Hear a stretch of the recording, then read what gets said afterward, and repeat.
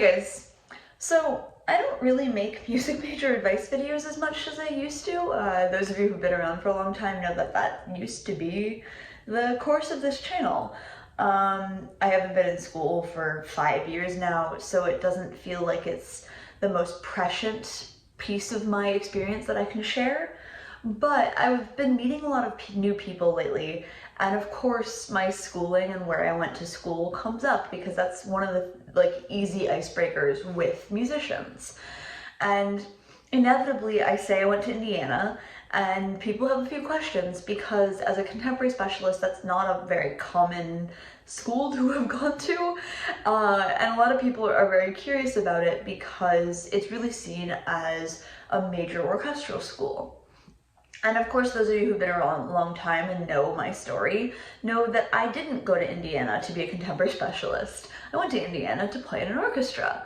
And that career path idea changed mid-degree.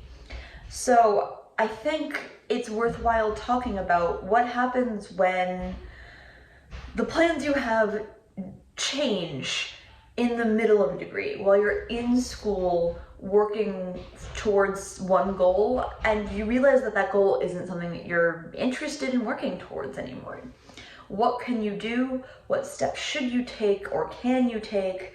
And how do you navigate that in a very stressful situation that music school is?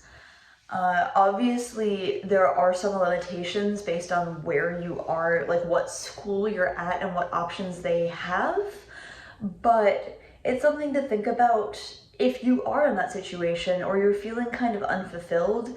What can you do to adjust that?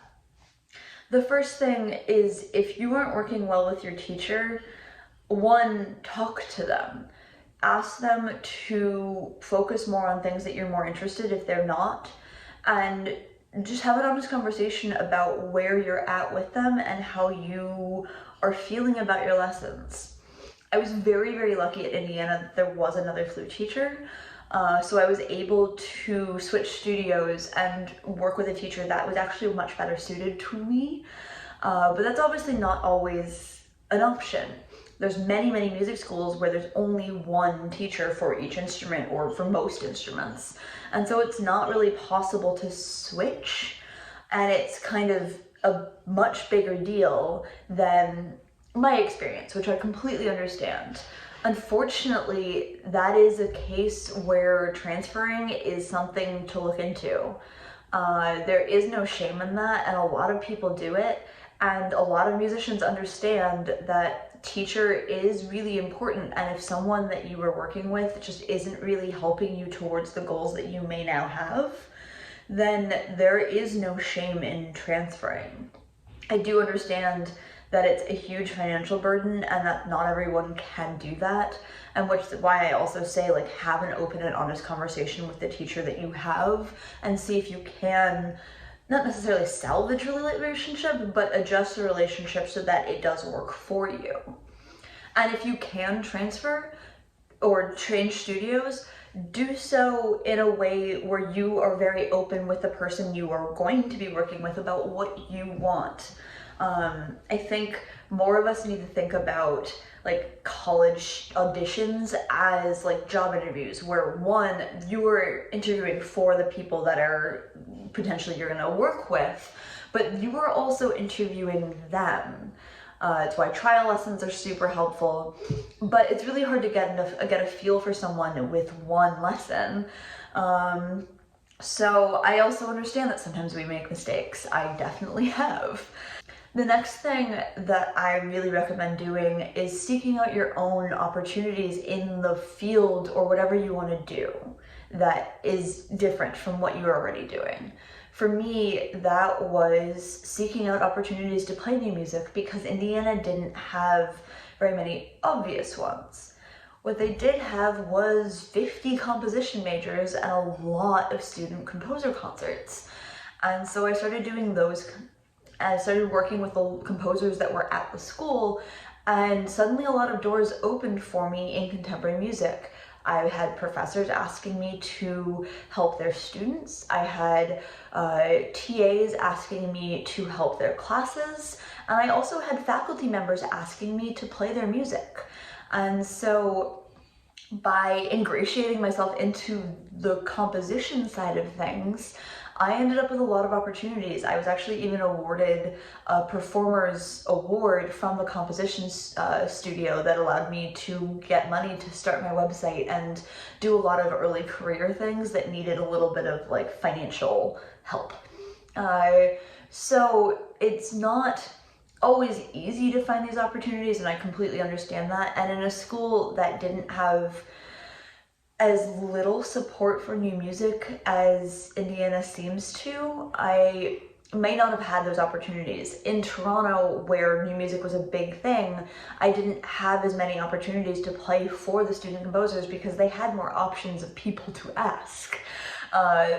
There were more advanced performers who were much more willing to play stuff than at Indiana.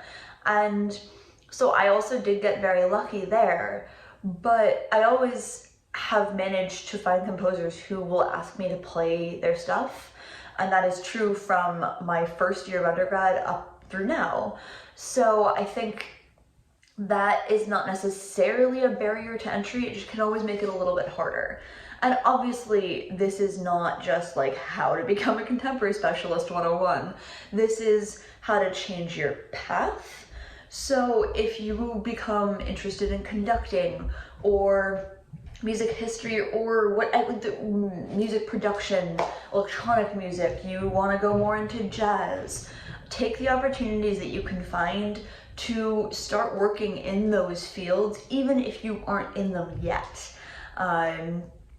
There are a lot of opportunities that aren't being taken or don't get noticed because you're not really looking for them. And that, as I said, can really help you, one, ingratiate yourself into the world that you're trying to get into, and also make sure that it's really something that you do want to do. I thought I wanted to play in orchestras most of my life. I had played in orchestras most of my life, and it was a very stark change that I discovered when I got into a high enough level orchestra that I just really didn't love it as much as my peers did. And maybe it was because I was at Indiana where everyone wanted to be in orchestra and everyone was incredibly good at it. It just didn't have the same spark as it did for everyone else. And so I had to really evaluate what I wanted to do. And that is what caused me to change my entire life around. And if I hadn't found a way to make the year and a half I had left at Indiana worthwhile for me, it would have been wasted money and time for me, and would have just been one of those things where I'm like, yeah, I went to Indiana and it didn't matter. And that is not worth it. Indiana is a very expensive school, as a lot of schools are, and I'm sure a lot of you know. And it's a lot of money to waste on a degree that you just didn't feel like was worth it. And I think the last thing is create your own opportunities outside of school.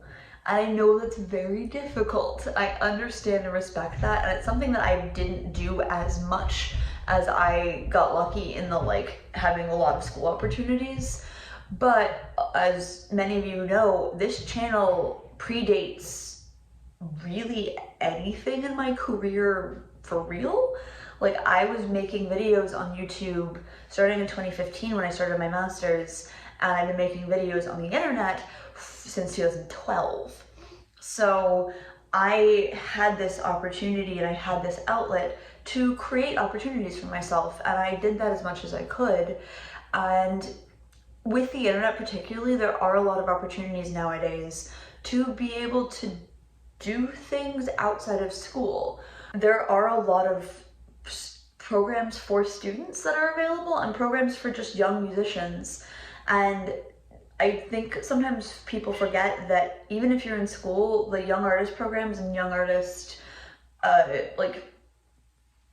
that things that say they're for young artists don't necessarily require you to have finished your degree, particularly if you're in your master's, but even if you're still an undergrad, a lot of these opportunities are open to everyone. They don't really look, they're not looking at your CV. Sometimes they're looking at a musical submission, but sometimes they're just looking for people who are interested.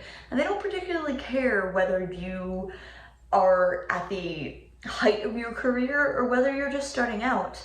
So seeking out those kinds of opportunities, I can give you lots of resources for like new music things. I'm not as great as some of the other fields within music, but that's something to ask people around your school about resources for those things. The department that you're interested in working with can be very helpful with that. And the reality is that a lot of people get degrees that they end up really not using. So while yes, you're spending a ton of money and a ton of time on something that really feels futile, in the end, it's about your playing if you want to be a performer, it's about your writing if you want to be a composer, and it's about your body of work and honestly, your personality in a lot of ways. It's the same is true outside of the music world, where like as long as you have the degree on paper, a lot of the times that gets you in the door, and then you have to talk your way into the job. Your degree just kind of opens the door for you, even if you didn't really do very well or didn't feel like it mattered. So at some point, and I know this isn't like the most healthy way to think about it, it's kind of just ride it out, finish your degree, and let that be the step into the doorway that you need to be able to push it the rest of the way. I don't necessarily regret my Indiana degree in any way. It definitely does open doors for me because it is such a prestigious school and a prestigious degree. But I know a lot of the times it's really my own playing and my own personality and ingenuity that gets me where I am. So I don't see the degree that I got from Indiana as the only thing that gets me jobs, but I do know that like it makes me a more serious candidate in music circles just because of the reputation of the school. And I never recommend going to a school just because of its reputation. I think it is more worthwhile to spend the money, time, and energy on a degree that you actually want, will use, and will learn things from. But if you're so far into it that you really might as well finish it, even if it isn't the most fulfilling thing in the world, I would say find ways to make it fulfilling outside of school and just finish the degree so that you have it on paper. And you may disagree with me on that. That's totally fair, and that's definitely a personal choice, and I don't have any issue with people who don't finish their degrees. I respect that a lot, actually. But there is another side to it, and I'm on that side most of the time in most situations. I'm also the kid of two university professors, so I'm not always the most unbiased there. And I will respect that one very clearly. Yeah, I think there are a lot of ways to get something out of a degree that really wasn't what you intended it to be in the first place. And it's worth making the effort to do so if that's possible. Yeah, I want to know what you guys think. Are there things that I missed? Are there things that I'm wrong about? And as always, if you like this video, give it a like. If you're new here, subscribe. Next week is American Thanksgiving, so I will not be recording, but I will see you guys in 2 weeks.